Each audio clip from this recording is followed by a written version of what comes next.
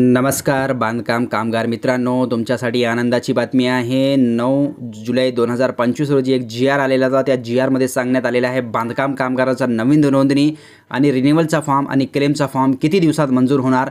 सविस्तर जी.आर. आलेला आहे। जी.आरची माहिती मी तुम्हाला सांगणार आहे। जी.आर कसं वाटला नक्कीच कॉमेंटमध्ये कळवा। आणि मित्रांनो, तुम्हालाही जर नवीन रजिस्ट्रेशन करून 4 महिने झाले असतील किंवा नवीन नोंदणी रिन्युअल करून 4 महिने झाले असतील आणि तुमचा फॉर्म पेंडिंगला असेल, तर तुम्ही आता काय करू शकता, तर तुम्ही बांधकाम कामगार मित्रांनो अपील करू शकता। अपील कुठं करायचं तेही सांगणार आहे आणि तुम्हाला किती दिवसामध्ये नक्कीच तुमचं आता 2025 मध्ये ऑक्टोबर महिन्यामध्ये, आता ऑक्टोबर महिन्यापासून तुम्हाला किती दिवसात न्यू रजिस्ट्रेशन आणि रिन्युअल आणि क्लेमचा फॉर्म मंजूर किती दिवसात होणार, सविस्तर माहिती चर्चा या व्हिडिओमध्ये करणार आहोत। 9 जुलै 2025 रोजी जी.आर. आलेला आहे आणि इथं पहा, महाराष्ट्र इमारत इतर बांधकाम कामगार कल्याणकारी मंडळ अधिसूचित करण्यात आलेल्या एकूण 23 सेवा तुम्हाला सुरू आहेत। 32 योजनांपैकी 23 योजना सुरू आहेत।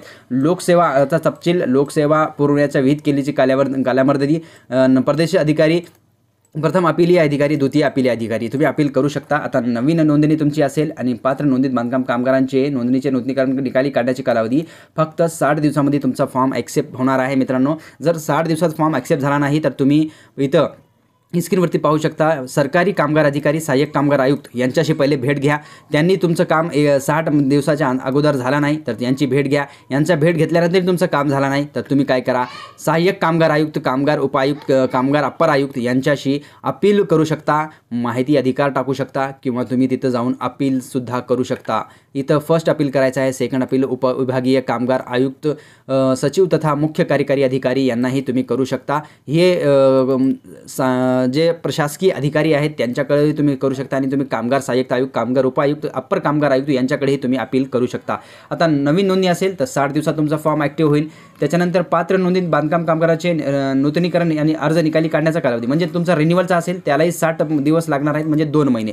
हे दोघालाही 2-2 महिने लागणार आहेत। तिसरी गोष्ट आहे, बांधकाम कामगारांच्या पल्ल्यांसाठी विविध योजना आहेत, त्यांचा जर कालावधी ते ठेवण्यात आलेला आहे 90 दिवस ठेवण्यात आला आहे, म्हणजे 90 दिवसामध्ये तुम्हाला तुमचा फॉर्म ॲक्सेप्ट होईल, क्लेमचा योजनेचा फॉर्म मंजूर होईल आणि त्याच्यानंतर डीबीटी सुद्धा तुम्हाला 90 दिवसाच्या आत होईल। जर मित्रांनो तुम्हाला 90 दिवसाच्या वर जर दिवस लागले तर तुम्ही अपील करू शकता। अपील कुठं करायचं आहे, कामगार विभाग, कामगार जिल्हा ऑफिसमध्ये करायचं आहे।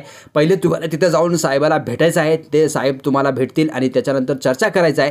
ते चर्चा केल्यानंतर जर तुमचा निराकरण झाला नाही, तुमचा फॉर्म ॲक्सेप्ट झाला नाही, तुमचा फॉर्म मंजूर झाला नाही, तर सरकारी कामगार अधिकारी, सहाय्यक कामगार आयुक्त, सहाय्यक कामगार आयुक्त, कामगार उपआयुक्त, अप्पर कामगार आयुक्त यांच्याकडे तुम्ही अपील टाकू शकता। मित्रांनो, बांधकाम कामगार मित्रांनो, खूपच तुमचा महत्त्वाचा जी.आर. आलेला आहे 9 जुलै 2025 रोजी आणि याची अंमलबजावणी ऑक्टोबर महिन्यापासून लागू झालेली आहे। महाराष्ट्राच्या 36 जिल्ह्यामध्ये तुम्ही बिलकुल आपला जर तुम्हाला जर अशा प्रकारची अडचण येत असेल तर तुम्ही 2 महिन्यामध्ये झाला तुमचा रिन्युअल झाला नाही, आता इथून समोरची गोष्ट करत आहे, मागचं झालं 1 ऑक्टोबर 2025 पासून, तर समोर आता हे जी.आर. लागू झालेला आहे। तुम्ही आपला रिन्युअल असो, तुमचा नवीन रजिस्ट्रेशन असो किंवा तुमचा योजनेचा क्लेमचा फॉर्म असो, फक्त तुम्हाला 3 महिन्यामध्ये तुमची डीबीटी होणार आहे। जर हे डीबीटी 3 महिन्यात झाली नाही तर तुम्ही अपील करू शकता। अपीली अधिकारी नेमणूक करण्यात आलेला आहे, त्याच्यापाशी तुम्ही अपील करू शकता, जिल्ह्याच्या ठिकाणी अपील करू शकता, विभागाच्या ठिकाणी अपील करू शकता।